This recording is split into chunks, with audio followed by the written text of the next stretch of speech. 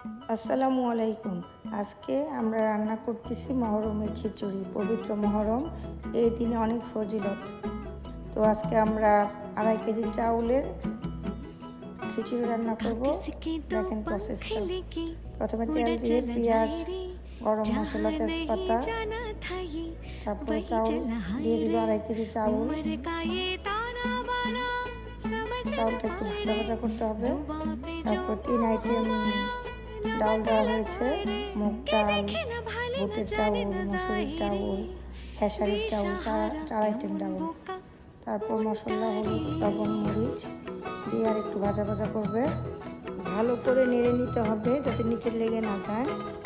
গরম মশলার গুঁড়া, মশলার গুঁড়া, আদা, রসুন, জিরা দেওয়া হলো। আসলে এখানে একটু পরিমাণটা কম দেওয়া হচ্ছে, কারণ আমাদের গরুর গোশত অনেক দেওয়া হয়ে গেছিল। এখন এক এক করে সবজি দিচ্ছে, লাউ, মিষ্টি কুমড়া, আলু। আসলে সবজি দিলে খিচুড়িটা একটু ভালো লাগে। কত সুন্দর একটা কালার।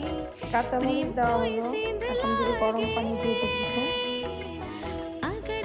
এখন গরম পানি দিয়ে একটু নাড়াচাড়া দিয়ে দিচ্ছে। লাকড়ির চুলা তো অনেক নিচে লেগে যাওয়ার ভয় আছে। দেখেন কত সুন্দর একটা কালার আসতেছে। এখন গরুর গোশতগুলো ঢেলে দিচ্ছে। আগে রান্না করে রাখছিলাম আমার প্রেসার কুকারে।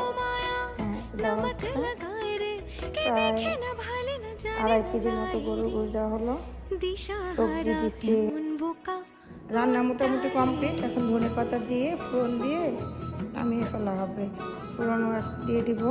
ফোড়নটা দিয়ে দিলাম। রেডি হয়ে গেল আমাদের মহরমের খিচুড়ি।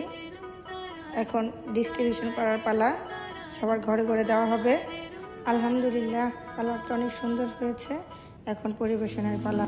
সবাই ভালো থাকেন। আল্লাহ হাফেজ।